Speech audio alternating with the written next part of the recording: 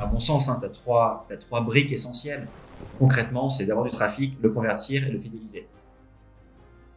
Tu peux avoir un taux de conversion à 2%, mais ce qui est intéressant de voir, c'est le taux de personnes qui vont revenir sur le site. En termes de clients, on va accompagner par exemple France Tonnerre, on va avoir du Tagine Banane par exemple, Kodak, qu'on a tous utilisé il y a quelques années, qui revient très fort aujourd'hui. Le premier conseil que je donne moi toujours, c'est d'épurer la homepage. Avoir trop d'éléments, c'est pas forcément très bénéfique. Ce qui est aussi intéressant dans l'A/B testing, c'est ce qui ne marche pas. Mais quand on sait ce qui ne marche pas, forcément, ça nourrit aussi les prochaines XP.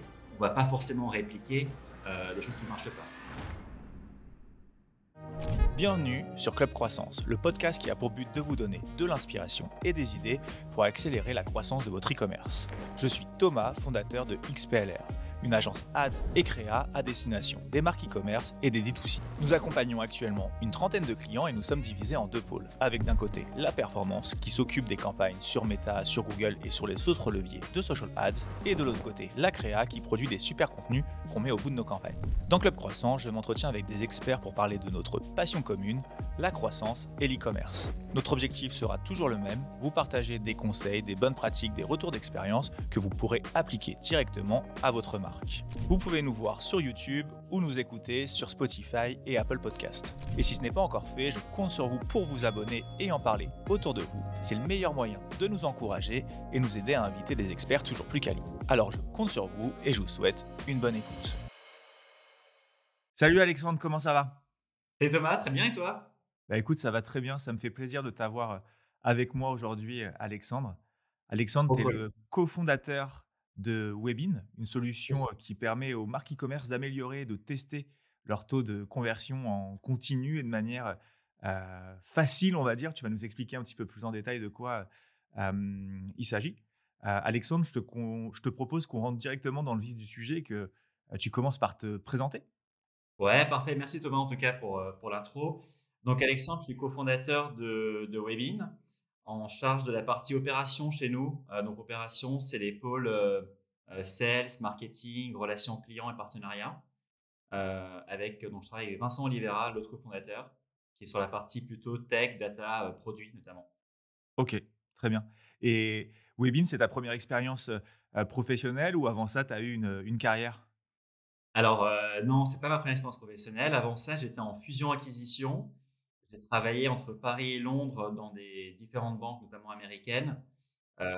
Donc très intéressant, très formateur, notamment la fusion-acquisition. Tu travailles beaucoup, mais c'est quand même très formateur. Et ensuite, je suis passé côté fonds d'investissement, donc en VC, où j'accompagnais des entreprises en start-up qui étaient, tu vois, entre la seed et la série A. Donc très opérationnel. Et donc, mon focus était notamment sur l'e-commerce, la marketplace, un petit peu aussi la fintech et la health tech, mais vraiment focus e-commerce marketplace. Donc, même en banque d'affaires, j'étais côté consumer, on appelle ça consumer en banque d'affaires. OK. Et tu as fait, enfin, ta carrière en banque d'affaires en tant que VC, elle a duré, combien de temps? Ouais, donc en gros, j'ai travaillé 5 ans en tant enfin, dans le M&A, quoi, dans la fusion-acquisition, 3 ans en tant qu'investisseur. Donc, j'ai à peu près 8 ans d'expérience sur le côté, on va dire, finance opérationnelle, côté consumer, mais pas sur le côté forcément pur web. Et moi, j'ai toujours voulu monter une entreprise. J'avais pas forcément la bonne idée au bon moment. J'ai eu plein d'idées. Et en fait, en posant des questions à des prospects éventuels, je trouvais qu'en fait, l'idée forcément n'était pas forcément viable. Euh, donc, en fait, j'ai rencontré Vincent avec qui on s'est associé. Et on pourra en parler par la suite. C'est hyper intéressant. Ouais. Donc avec Vincent, vous avez créé, et cofondé Webin. C'est ça. Donc, Hem, Est-ce qu'en quelques mots, on va rentrer dans le détail, après, mais est-ce que tu peux contextualiser un peu ouais, ce que fait bien sûr. Webin? Bien sûr, bien sûr. En gros, donc nous, ce qu'on fait chez Webin, c'est qu'on va permettre à des e-commerçants d'optimiser leur conversion sans effort. Donc, c'est-à-dire qu'en fait, on va leur permettre de comprendre les points de friction sur le parcours utilisateur et directement appliquer des A/B tests, donc des optimisations qu'on va mettre en place sans effort du côté de l'e-commerçant. Donc, l'e-commerçant, concrètement, on lui explique ce qui se passe bien ou un peu moins bien sur le parcours. Et donc, suite à ça, les optimisations qu'on veut lancer. Et donc, l'e-commerçant n'a qu'à valider ou refuser un A/B test qu'on lui propose. Donc, concrètement, il a un temps parti avec nous qui est assez limité, même si on aime bien aussi avoir des e-commerçants qui sont force de proposition, qui vont nous dire, écoutez, moi je veux lancer tel A/B test, j'ai fait mon travail aussi en interne, je suis force de proposition. Très bien, top. Bah, on va rentrer un peu plus dans le détail du fonctionnement de Webin. Tu as aussi prévu de nous partager, 3 bonnes pratiques pour améliorer son taux de conversion quand on est, une marque, e-commerce, donc on va parler de tout ça. Parfait. Avant ça, est-ce que tu peux, m'en dire un petit peu plus sur, les pain points ou le constat que vous avez fait avec ton cofondateur pour, Bien sûr. être amené à créer, Webin? Est-ce qu'entre temps aussi peut-être vous avez fait un pivot ou est-ce que l'idée que vous aviez, initialement, c'est toujours la même, aujourd'hui? Non, c'est toujours la même. En gros, donc tu des pains qui sont un peu macro, on va dire. Tu as notamment les coûts d'acquisition qui ont augmenté, qui ont fait quasiment x3 en 8 ans. Un taux de conversion moyen sous la norme Shopify 2023-2024 à 1,6 et tu as 80 des personnes qui vont quitter un site après avoir vu une seule page. Donc concrètement, si je remets ça en contexte, on paye de plus en plus cher pour avoir de l'acquisition, pour avoir du trafic en ligne, mais ça convertit pas forcément bien. On est à 1,6, on va dire à moins de 2. Et en plus, le comportement des gens change aussi, il évolue. On a de plus en plus de personnes qui vont aller sur mobile, par exemple. Sur mobile, tu as un comportement très différent. Donc là, c'est le pain, on va dire, très macro, au global, systématique entre l'Europe et les US. Après, côté micro, euh, ce qu'on a constaté, c'est qu'en fait, tu as pas mal d'outils qui sont super à utiliser, notamment sur l'analyse, sur l'A/B testing, sur la personnalisation via l'IA, mais qui ne sont pas forcément liés en interne.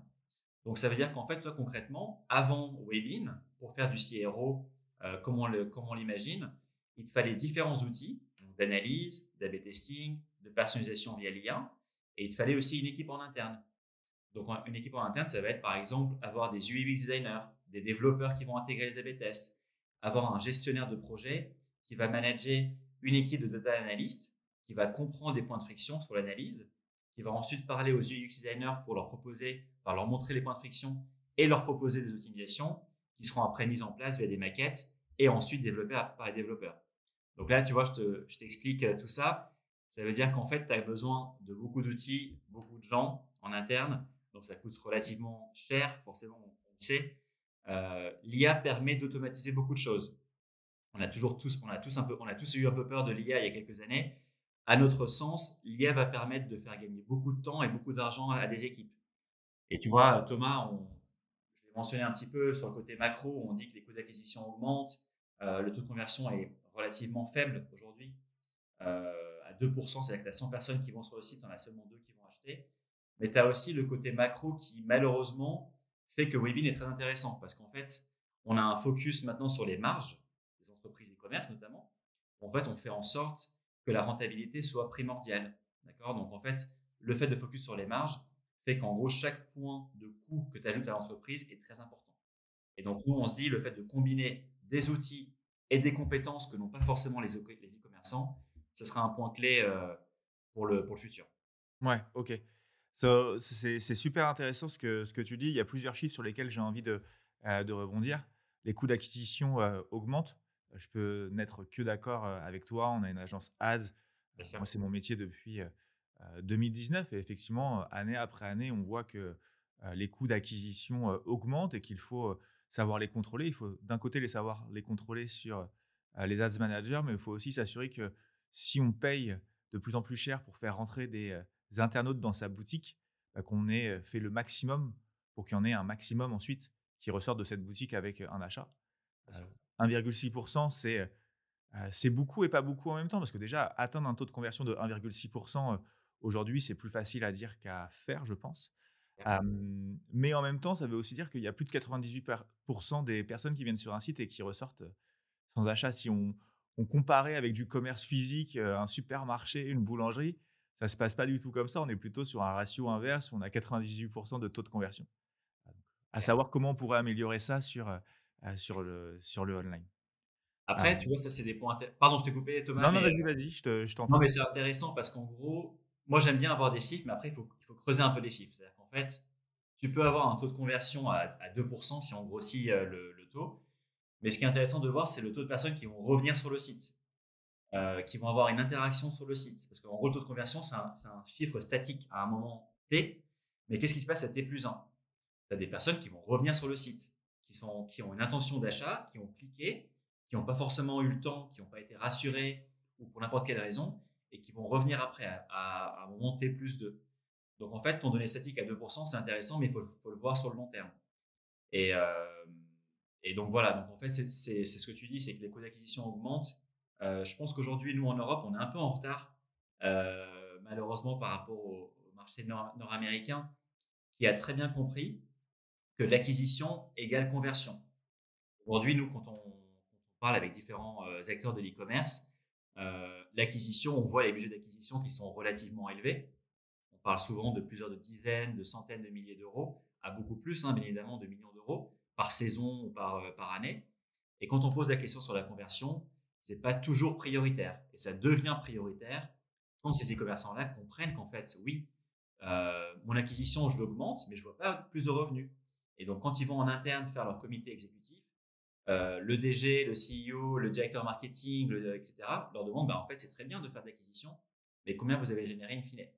Donc, c'est un travail aussi éducatif qu'on fait avec tous les experts CRO du marché français qui sont tous très bons, où on va expliquer qu'en fait, la conversion, c'est vraiment primordial.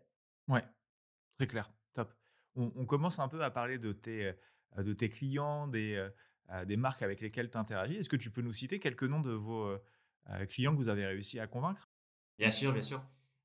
Donc nous, on a commencé à commercialiser, on va dire, en début d'année 2024, fin d'année 2023, avec des premiers bêta-testeurs.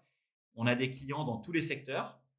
Concrètement, on peut tacler un marché qui est très large. En fait, on va avoir des entreprises qui n'ont aucune compétence en interne, qui n'ont pas forcément de personnes dans leurs équipes très développées ou d'outils, et des entreprises qui sont plus matures. Donc plus matures avec plus de personnes dans leurs équipes et des outils déjà en place. En termes de clients, on va accompagner par exemple France Tonnerre, un site de cartouches d'encre en ligne qu'on voit souvent passer notamment à la télé. Des entreprises dans le bricolage type GDMat, Big Mat, Entrepôt du bricolage.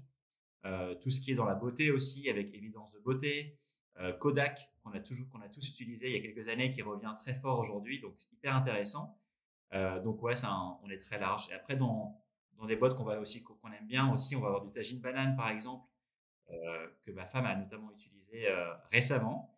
Donc voilà, assez diversifié. Très bien. Bon, bah, j'en profite pour te dire, félicitations plus ou moins, tard, par rapport à ce que tu, J'aurais dû viens le présenter en début de ça. dire. Mais du coup, ça veut dire que quand même pour être client de Webin, il faut avoir un certain, niveau de maturité e-commerce. Ce que je veux dire par là, est-ce que si je suis une jeune marque qui réalise, on va dire, 50 000 – 60 000 € de chiffre d'affaires par mois en ligne, est-ce que c'est suffisant pour pouvoir travailler avec Webin ou est-ce que c'est un peu trop tôt? Alors, c'est une très bonne question. Nous, on va regarder forcément le trafic et ensuite les conversions. Donc le nombre de commandes passées, etc. Aujourd'hui, si on n'a pas forcément 20 – 30 000 visiteurs par mois, on n'est pas forcément très mature et c'est encore peut-être un peu trop tôt. Donc nous, on va leur dire, on a un travail aussi d'éducation sur l'acquisition, on va leur dire, bah, écoutez, à 20 – 30 000 visiteurs par mois, c'est bien.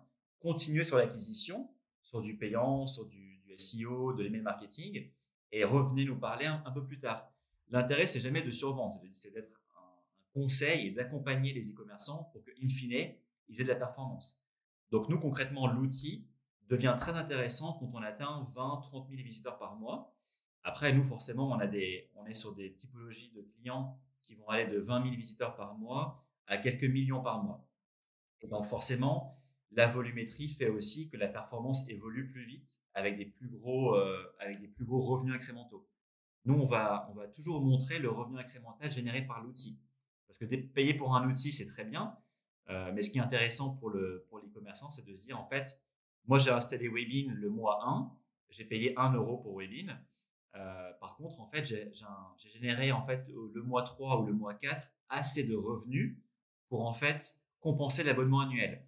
Et donc, nous, vraiment, on est très focus sur le ROI. ROI brut, ROI net. Combien est le ROI brut? Quelle est la marge incrémentale? Quel est ton ROI net? Pour 1 euro dépensé chez Webin, combien tu gagnes en revenu net? C'est-à-dire que sur la plateforme de Webin, j'ai un petit espace où, je peux calculer mon retour sur investissement et vous arrivez à justifier à vos clients que finalement le coût de Webin, il est, presque 1 $ quand, c'est bien exécuté. C'est exactement ça. On va montrer le ROI brut, le ROI net, le revenu incrémental et le revenu incrémental par test le jour 1 et projeté sur l'année. Parce qu'en fait, nous, on va toujours tester. Pour rappel, dans l'A/B testing, on compare toujours avec un échantillon neutre. Ils ne voient pas en fait l'optimisation. Et donc, on va leur montrer qu'en fait, en mettant ce test à 100% ou à 90% du trafic, quel serait le revenu projeté. Et donc, eux, les commerçants, ça peut l'aider aussi à se dire, bon, en fait, ce test-là me ramènerait à terme X euros. D'accord. Donc ça, on le montre, c'est pour nous, c'est primordial d'être très axé héroïste. Et en fait, on le voit avec plein de solutions partenaires technologiques dans l'écosystème.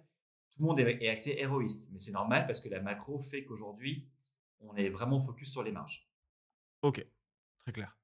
Et pour, terminer la présentation de Webin, au-delà de la partie technique sur laquelle on va continuer, d'échanger, tout de suite.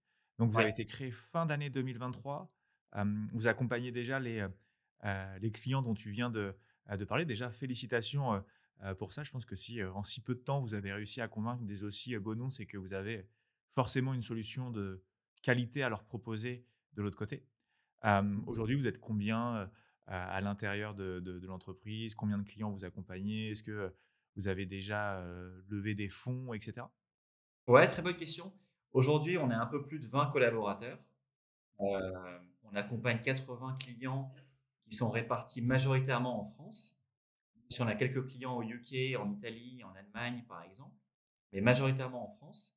La répartition de l'équipe, donc tu as forcément une équipe tech qui est très développée. On va avoir des data scientists, data engineers, donc des ingénieurs data qui vont en fait comprendre et perfectionner le modèle, qui vont aider le modèle à comprendre les points de friction, d'accord. Une partie commerciale forcément avec du sales et du marketing. Et en fait, très intéressant chez nous aussi, on a des experts CRO. Donc en fait, nos chargés de compte, si on travaille avec des e-commerçants, ne sont pas des chargés de compte classiques. En fait, ce sont des experts métiers qui ont des compétences UI et UX qui deviennent chargés de compte. Ça, c'est un pli qu'on prend, qu'on trouve intéressant parce qu'en fait, si on veut faire vraiment du CRO à terme et avoir de la performance, avoir la combinaison d'un outil qui est par défaut très performant, mais qui est guidé par un expert CRO, c'est encore plus intéressant. Tu as un double bénéfice, en fait. Et en termes, donc ouais, j'ai répondu à une partie de la question. En termes de levée de fonds, donc Thomas, on a levé un peu moins de 2 millions d'euros sur l'année 2024. On a voulu lever relativement vite, pas parce que c'est une course contre la montre, mais parce qu'en fait, on a des modèles en interne d'IA qui demandent d'avoir des compétences techniques très développées, et notamment des profils qui coûtent relativement cher, forcément, des très bons profils qu'on a en interne. Donc, on a besoin d'avoir des ressources financières pour du coup financer le développement technologique sur des modèles d'IA et forcément une force de frappe au niveau commercial. Euh, donc voilà. Et donc là, on a à peu près 80 clients. On a fait quasiment x20, on va dire, en termes de revenus entre décembre 23 et décembre 24. Donc c'est super. Mais bon, c'est que le début, on espère. On ne fera pas forcément x20 en fin d'année. C'est pas forcément la target, mais j'espère que ça continuera comme ça. Bah, c'est top déjà, vraiment, félicitations parce qu'en à peine un an, ce que vous réalisez, c'est juste, prodigieux donc bravo pour ça, 20 collaborateurs, 80 clients fois 20, entre décembre 2023 et décembre 2024. Je pense qu'il y a beaucoup de travail qui se cache derrière tout ça. Il y a aussi forcément une bonne, solution parce que, sans ça, vous ne pourriez pas réaliser ces chiffres-là. Et Eh ben, rapidement, merci. c'est quoi les ambitions pour l'année 2025? C'est de consolider la place sur le marché français, s'internationaliser et cetera? Ouais, très bonne question. Là, on est très focus sur le marché français pour l'instant et je pense qu'on le restera, tu vois, sur l'année 2025. Hem, le pain est systématique à tous les pays forcément. Les gros marchés européens, tu as le marché UK avec des très gros acteurs dans l'e-commerce et les marchés allemands. Nous, on est aussi, tu vois, on l'a mentionné sur l'Allemagne, sur l'Italie, sur le UK. Donc c'est des marchés qu'on regarde, on voit l'évolution. Tu as pas de solution aujourd'hui qui fait ce qu'on fait concrètement entre l'analyse, l'A/B testing, la personnalisation via l'IA, le tout en automatisé. Donc on a une place à prendre, mais il faut jamais aller trop vite.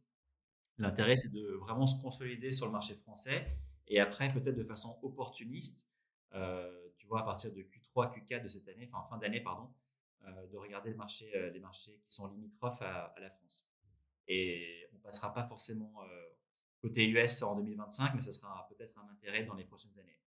OK, très clair. Top. Si on en revient justement à la solution, Webin. Ouais. Si moi je suis une marque, e-commerce qui, répond à vos standards, à vos critères, comment, ça fonctionne? Est-ce qu'une fois que j'ai pris contact avec vous, combien de temps ça met, à mettre en place? Enfin, est-ce que tu peux m'expliquer un peu comment fonctionne l'onboarding de votre côté? Ouais, bien sûr, bien sûr. En gros, nous, on va installer la solution de façon très simple. Ça prend à peu près, on dit 15 minutes, mais ça prend à peu près 5 à 10 minutes. On va installer une ligne de script sur la balise GTM. On est dispo sur tous les CMS.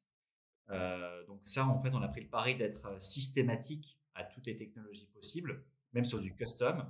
L'installation est très simple. On développe l'app Shopify et on sera dispo sur le Shopify Store et sur Presta aussi. Plus en jeu de visibilité que de performance, parce qu'on voilà, on est très performant. Donc on voulait prendre le pari d'être une solution plug and play. Et donc forcément, sur le côté plug and play, l'installation doit être très simple. Euh, Donc 10-15 minutes, d'installation via Google Tag Manager et que je sois sur Shopify, Magento ou PrestaShop, je peux utiliser, Webin. Ouais, c'est ça, exactement. Donc en fait, nous, on installe la ligne de code sur la balise GTM. Et en fait, on demande à peu près 2 à 3 semaines de remontée d'informations. Donc en fait, on va collecter de l'information via la ligne de code. On va comprendre en fait les données classiques, hein, nombre de sessions, nombre de conversions. On va savoir le taux de rebond, le taux de personnes qui reviennent sur le site, le taux de session moyen, le taux de scroll par exemple, qu'on va regarder au global, mais par catégorie de page. Et donc, après 3 semaines, plus ou moins, on va présenter à l'e-commerçant ce qu'on appelle un rapport d'analyse. Et le rapport d'analyse, concrètement, va lui expliquer les points de friction sur le parcours, aussi les points qui sont positifs. On n'est pas toujours là pour montrer le négatif, entre guillemets. Mais donc, on va montrer les points de friction sur le parcours. Et suite à ça, les points d'optimisation, donc d'A/B test, qui sont liés du coup aux points de friction qu'on a trouvé sur le parcours. Et donc, c'est relativement rapide. 10 minutes d'installation, 3 semaines. On a une bonne vision, un bon snapshot de ce qui se passe sur notre site et des premières optimisations qui seront prêtes à être lancées. OK, très bien. Donc 3 semaines pour récolter de la data Ça. et généralement, c'est quoi les 1res, remarques et les 1res analyses que vous, tirez à ce moment-là? Ouais, en fait, nous, on a développé en interne différents outils. On va avoir, par exemple, les heatmaps, où tu as les zones de clic. On va avoir la scroll map, on va avoir la déperdition sur les catégories de pages. Le diagramme de Sankey, qui est en fait un arbre qui est pas très digeste, où en fait, tu vois toutes les sessions à partir d'une page d'entrée, donc par exemple la home page, toutes les sessions jusqu'à la page de conversion, etc., etc. On a le Sunburst, par exemple, c'est des fromages décomposés. Enfin, plein d'outils qu'on a développés en interne, qu'on va représenter et en fait, on va comprendre par exemple qu'on a un funnel qui n'est pas optimal vers la page de conversion, ou on a en fait une grosse déperdition sur une catégorie du parcours. Ou par exemple, ton parcours n'est pas linéaire, c'est un parcours qui est un peu zigzag, et en fait, les personnes quittent parce qu'elles n'arrivent pas à trouver ce qu'elles veulent sur le parcours. Tu peux avoir éventuellement on va très vite détecter un taux de session, par exemple, qui est anormal à un endroit d'une page. Pourquoi? Donc, potentiellement, le visiteur n'est pas rassuré, ne trouve pas l'information très rapidement et du coup va quitter le site. D'accord. Donc en fait, on a pas mal d'outils comme ça. Et en fait, c'est très compliqué pour un e-commerçant de faire ce travail-là. Il faudrait en fait avoir une équipe full à plein temps sur l'analyse du site pour savoir tous ces pains-là. Et donc nous, concrètement, l'outil les sort très rapidement. OK, très clair. Tu as donné, plein d'informations, tu as parlé de diagramme de 100 clés, c'est ça? Sankey, ouais, c'est ça, diagramme de Yes. Sankey. On tu me diras si c'est, possible, mais peut-être qu'on pourra mettre une petite présentation dans la description du Bien sûr. podcast et de la vidéo sur, YouTube pour que, on puisse montrer un peu à quoi, Bien sûr. visuellement en quoi tout ça, Ouais. consiste. Parce que moi, tu m'avais montré effectivement en quoi tout ça consiste. Dit comme ça peut être un peu, dur à imaginer, mais une fois qu'on l'a sous les yeux, on comprend vite fait tout l'intérêt de ces analyses. Donc, si je résume bien, tu m'arrêtes si je me trompe, vous aujourd'hui, vous commencez par analyser, ce qui vous permet d'émettre, des hypothèses, d'amélioration C'est qu'ensuite ça. vous, expérimentez. Ouais. Vous mettez de côté les hypothèses qui ne fonctionnent pas et vous optimisez celles qui fonctionnent. Exactement. Donc, première partie d'analyse, deuxième partie expérimentation, on teste, donc on fait de l'A/B testing, on essaie sur un échantillon de données qui va être live. Et donc forcément, le mois 2, on a encore de l'analyse. L'analyse, c'est pas qu'une phase d'introduction. Forcément, plus on fait des tests, plus on a d'analyse à faire, parce qu'on a des tests qui sont lancés.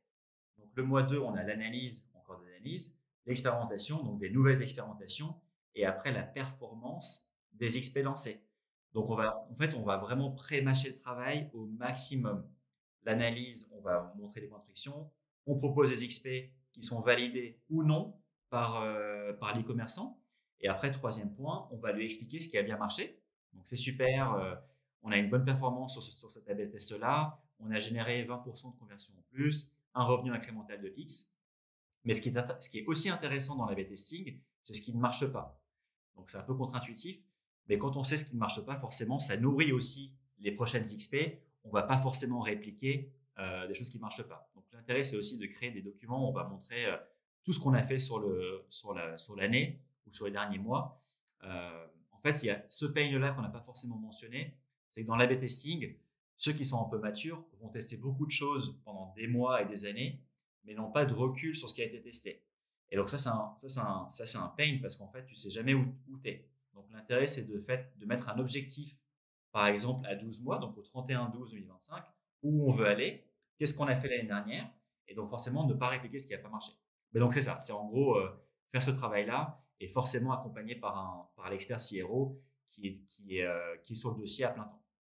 Et après, on a le reporting, ça je vais mentionner, mais après le reporting, les e-commerçants, tu vois, qui disent, bah, en fait, moi, l'expert CRO, je vais lui parler vendredi. Mais moi, aujourd'hui, on est lundi, j'ai envie de regarder ce qui se passe sur la plateforme. Ils vont sur la plateforme, ils ont accès à tout. Ils peuvent télécharger les rapports d'analyse, voir les performances des tests, voir ce qui se passe sur le parcours, par eux-mêmes aussi. On est là pour pré-mâcher le travail, mais certains de nos clients veulent aussi, par eux-mêmes, savoir ce qui se passe sur le parcours. Ils ont une réunion qui arrive dans une heure, hop, ils vont sur le dashboard de Webin, ils ont accès à tout. Ouais. Ouais, donc c'est intéressant parce qu'en plus du SaaS, on va dire, il y a une personne, un expert en CRO qu'on a en plus avec, la prestation. Exactement, exactement. Qui va guider en fait, qui va accompagner justement le client, l'e-commerçant sur sa roadmap d'A/B test, savoir où il est aujourd'hui, où est-ce qu'il veut aller. Et ça c'est un point qui est assez important pour eux parce qu'en fait, ça peut faire un peu peur de se dire qu'on va lancer 50 A/B tests dans l'année. Nous, on a un côté de volumétrie aussi qui est important. On fait entre 20 et 90 A/B tests par an par client. Euh, pour un peu de contexte, 20 A/B tests par an, c'est des clients qui sont relativement matures en France. Ok. Euh, Aux US, par exemple, il y a beaucoup plus. Mais on va dire qu'un client mature en France fait 20 A/B tests par an, ce qui est déjà bien. La volumétrie a un peu d'impact. Sans rentrer dans le détail, on a en moyenne de façon systématique pour tous les acteurs du CRO, un A/B test qui marche sur 4. Tu en as 25%. Donc, si tu en fais 20 sur l'année, tu as 5 A/B tests performants. Donc, en fait, nous, on a pris aussi le pari de se dire qu'on va faire un peu plus de volume. Le volume n'est pas gage de qualité, mais ça augmente la probabilité d'avoir de la performance.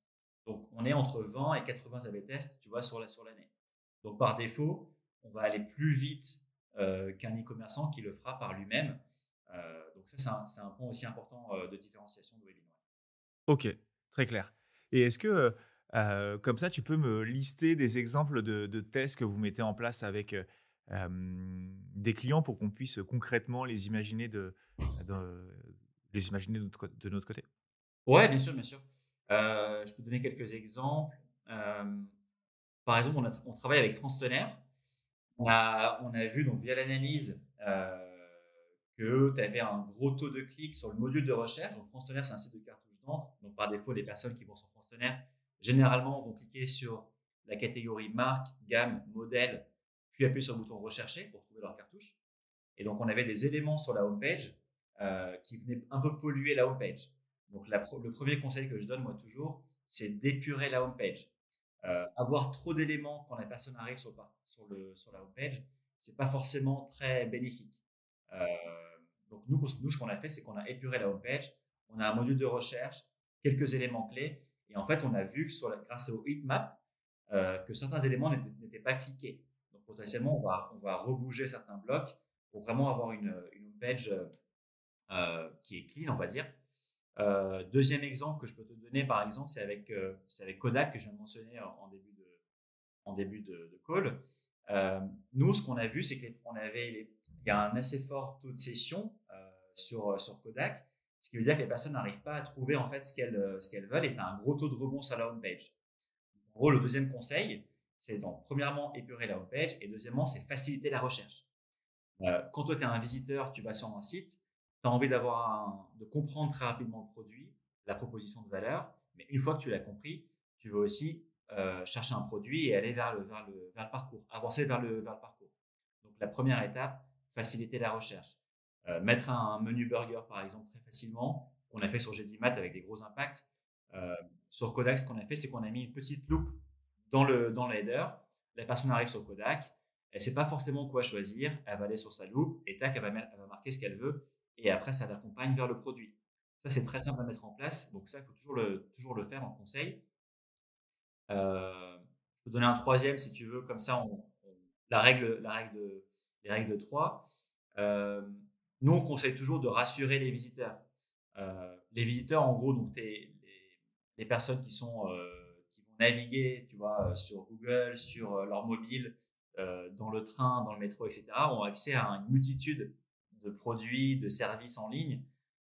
Et en fait, s'ils ne connaissent pas forcément la marque de l'e-commerçant ou le service proposé, il faut les rassurer. Et donc, pour les rassurer, mettre en avant les avis, par exemple, les avis Trustpilot des e-commerçants, mettre des témoignages éventuellement de personnes, pourquoi pas mettre des vidéos. On a des partenaires qui sont très bons là-dedans dans les vidéos. Le fait de rassurer un visiteur, ça a beaucoup d'impact. Nous, on a un exemple avec Léo et Violette, qui est un site de maroquinerie qui est super d'ailleurs. En fait, ce qu'on a détecté, via l'analyse, c'est trois choses. Il y avait un taux de scroll qui était très élevé. Donc, en fait, on a vu que le segment qui est arrivé de Google Shopping sur mobile avait trois KPIs hyper intéressants, mais pas forcément très optimales.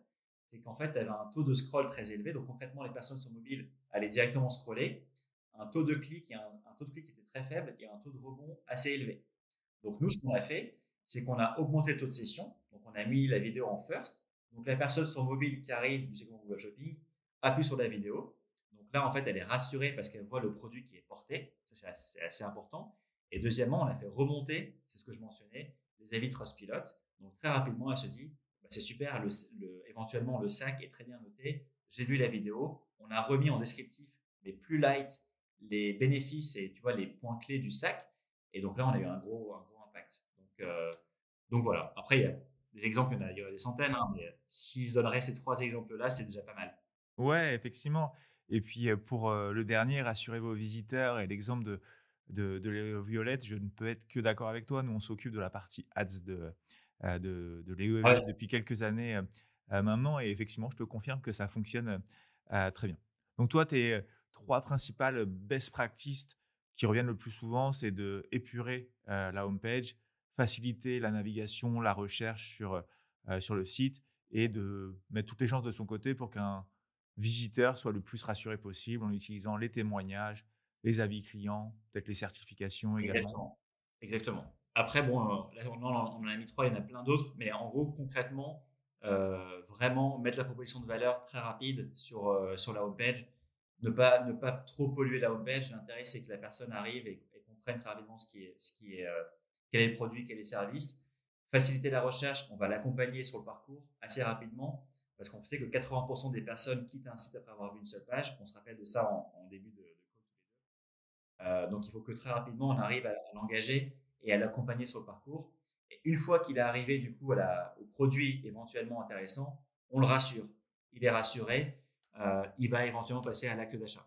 Ouais, ouais, ouais, effectivement et plusieurs points sur lesquels j'ai envie de rebondir sur ce que tu viens de dire. Déjà cette Ouais, portion de personnes qui, viennent sur un site et qui le quittent dès la première page. Ça, c'est vraiment du trafic de perdu si ces personnes ne reviennent pas plus tard. On peut accepter d'avoir un taux de conversion qui est peut-être plus, faible, bien mais sûr. si la personne passe vraiment du temps à, naviguer sur le site, à revenir plusieurs fois et cetera, nécessairement ça va baisser votre taux de conversion, mais notamment quand on vend des produits un petit peu avec un prix un peu plus élevé ou qui méritent d'être, comparés. C'est le genre de choses qui peut arriver et sur lequel on ne peut pas nécessairement, lutter, mais faire très attention effectivement à ce trafic qui, vient et qui repart tout de suite sans jamais revenir. Ça, c'est du trafic vraiment, perdu. C'est presque de l'argent aussi jeté par les fenêtres quand on fait de l'ads pour ça. Exactement. Hem et une chose, un des conseils que j'aime bien que tu viens de donner, c'est d'épurer la home page. On parle, très souvent, de, épurer sa page produit, de mettre, le bouton ajout au panier à tel endroit, de telle couleur, avec telles informations, à côté. Mais finalement, on parle quand même assez peu de la home page, pourtant c'est la porte d'entrée. Hem, Tu as des home pages, toi, chez tes clients où vous avez fait des travaux bien précis. Aujourd'hui, vous dites: «OK, on a vraiment tout restructuré sur la home page et aujourd'hui ça n'a rien à voir avec ce que c'était avant». Oui. Ouais, on a quasiment fait un travail de refonte sur la homepage, mais je te prends des exemples qu'on voit assez souvent. On arrive souvent sur des homepages, notamment en catégorie de soldes, où en gros, tu as des énormes bannières où en fait les personnes doivent énormément cliquer pour arriver au produit. Et ça, c'est un cas qui est très récurrent aujourd'hui. C'est qu'en fait, les e-commerçants veulent montrer qu'ils font des soldes et vont montrer une énorme bannière. L'intérêt, c'est pas forcément que la bannière force trop le visiteur à scroller. Donc déjà, un premier conseil, montrer les soldes, c'est super, ou montrer des promotions, c'est très bien. Mais pourquoi pas, hein, pas que ce soit l'élément principal au moment où la personne arrive. Il faut que très vite, on montre le produit, quelle est la valeur du produit, etc. Donc, et ça, on le voit, c'est un des premiers conseils. Et les soldes, c'est très bien, mais à maîtriser avec, enfin, tu vois, des offres promotionnelles, c'est toujours à maîtriser avec parcimonie. Parce qu'en gros, en fonction de la valeur du produit, en fonction de ce qu'on veut dégager comme image de marque aussi, les mots soldes sont aussi des éléments qu'on va nous essayer de maîtriser au mieux. Il y a des entreprises qui vont pas forcément, qui vont faire des soldes, mais pas forcément vouloir le mettre en homepage. Peut-être le mentionner au niveau du catalogue, au niveau de la catégorie produit par exemple, proposer des réductions ou éventuellement proposer des pop-up qui apparaissent ou des pop-in en fonction du parcours. Ça, c'est un des conseils aussi. Avoir une pop-up qui apparaît directement quand on arrive sur la homepage, c'est pas forcément à faire. Parce qu'en fait, on va entre guillemets, un petit peu agresser la navigation pour le visiteur. Il faut le laisser aussi apprécier le site et après, ensuite, éventuellement, mettre des éléments qui peuvent accélérer, tu vois, des éléments de call to action, mais des petits pop-ins qui peuvent apparaître. Ça, c'est intéressant. Inscrire à un newsletter pour suivre nos produits. J'ai une question, je ne trouve pas mon produit, etc. Ça, c'est un élément qu'on peut mettre après, mais pas tout de suite au moment de la navigation. Ouais. Très clair. Top. Ouais. Merci beaucoup pour tous ces exemples. En termes de homepage, on est d'accord et je pense que ça va aussi avec ton, conseil numéro 2, qui est ensuite de faciliter la recherche et la navigation. Moi, il y a Ouais. une homepage notamment que je trouve vraiment, très bien. C'est celle de la marque Bobies. Je ne sais pas si tu connais, Ouais, bien cette sûr, marque bien de sûr. chaussures. On Ouais. arrive sur la homepage, bah, directement, on a le côté femme et le côté homme et Ouais. en fait, tout de suite, ça renvoie vers les bons enfin, ça nous guide et ça nous laisse couler vers les bons choix ensuite et ça facilite tout, directement. Exactement. Non, non, je suis d'accord. D'ailleurs, le site est très bien fait. Tu vois, tu as ton menu qui est sticky, la navigation est fluide. Donc ouais, non, non, je suis d'accord avec toi. En fait, tu as forcément aussi des navigations un peu différentes pardon, entre les catégories de personnes. Heu, Nous, on va anonymiser forcément les personnes qui arrivent sur le site, mais tu vois, entre une femme d'un âge X et un homme d'un âge Y qui sont à un endroit différent et à un moment donné de la journée différent, forcément, tu as une navigation qui est pas pareille et tu as des enjeux de conversion qui sont différents. D'où le côté, en fait, de personnaliser. Si on peut personnaliser en fait l'expérience d'achat par visiteur, c'est le mieux. Heu et en fait, on le voit nous, tu vois, on va dire ça fait 3-4 ans qu'il y a des énormes axes sur la personnalisation. Je pense que moi concrètement 2025, ça sera l'année de la personnalisation. Plus on aura un parcours personnalisé pour le visiteur, plus on va augmenter l'intention d'achat et éventuellement à la fin la conversion, finale. Donc vraiment focus là-dessus.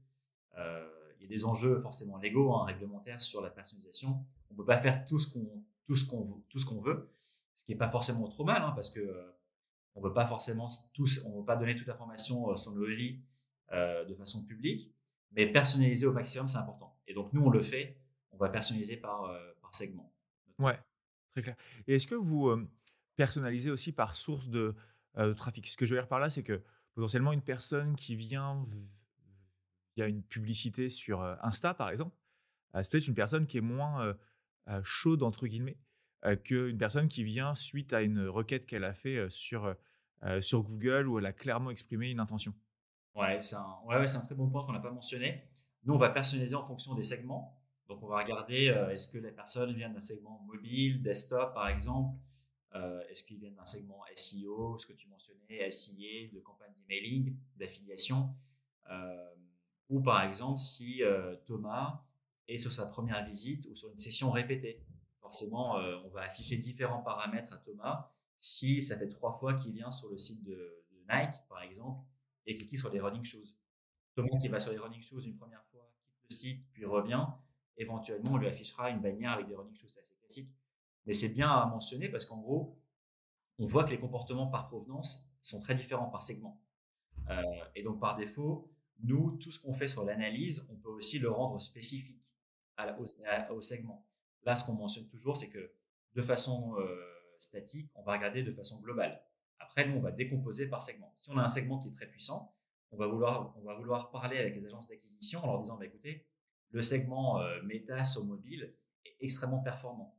Le parcours amène à la conversion.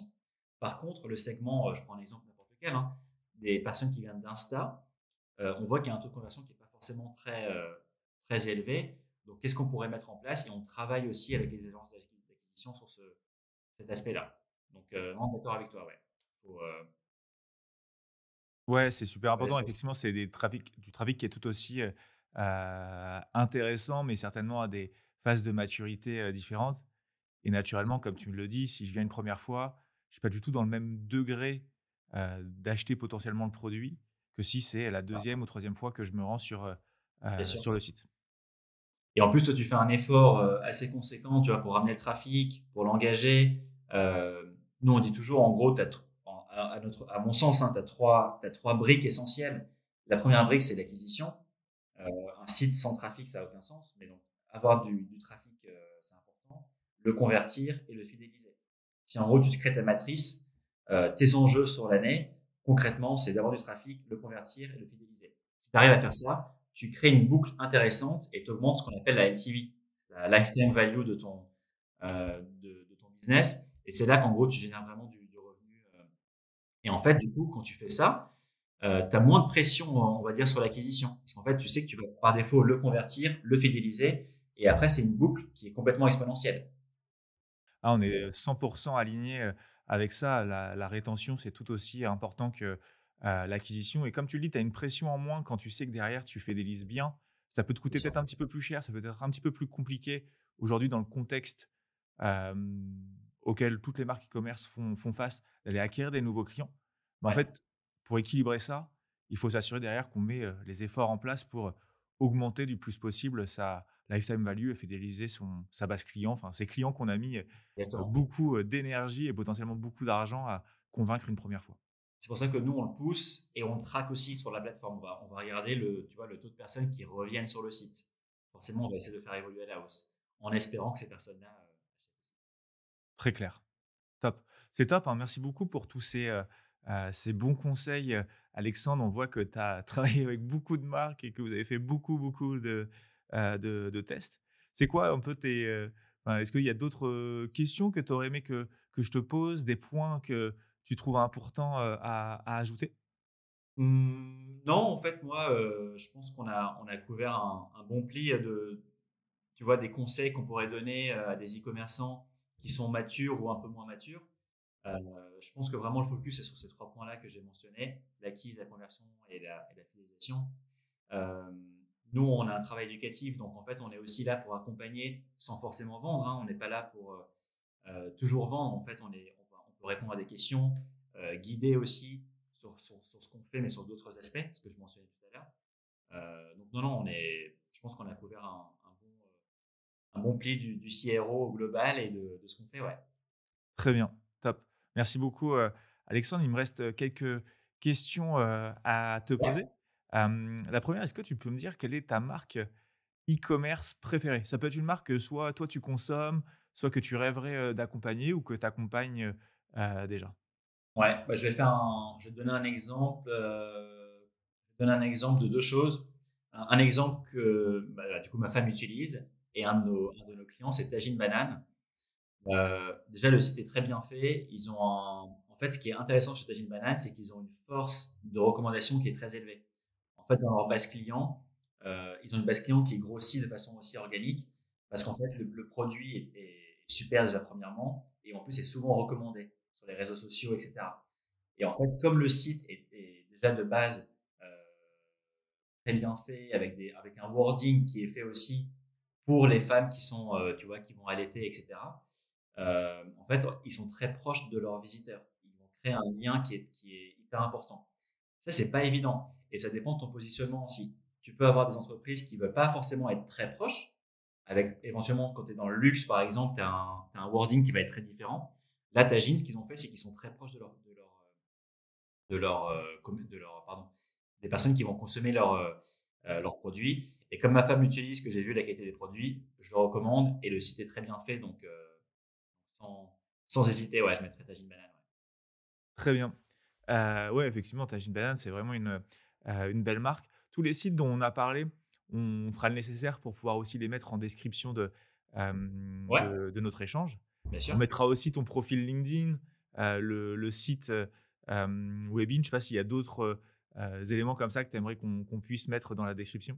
Non, non, mais déjà, si mon profil, moi, je suis toujours dispo. J'aime beaucoup échanger. Je suis pas là pour vendre ce qu'on fait. En général, si on me contacte, j'aime bien échanger avec plein de personnes, donc avec plaisir. Donc même mon profil LinkedIn, le site aussi, avec plaisir. Donc non, non, il y a pas d'autre chose. Très bien. Et dernière question, si, tu avais une personne à me conseiller, pour un prochain échange, un podcast comme celui qu'on vient d'enregistrer, tu me conseillerais d'inviter qui? Moi, je te conseillerais, si je devais choisir une personne, je te conseillerais d'inviter Max de chez Noply.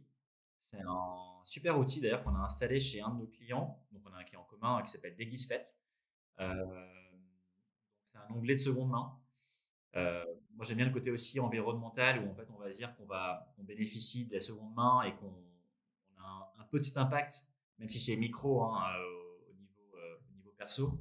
Mais super outil, je connais très bien leur équipe, donc très bonne performance, ça, je recommande. Et Max, en plus, il est super sympa, donc tu peux l'avoir, il est top.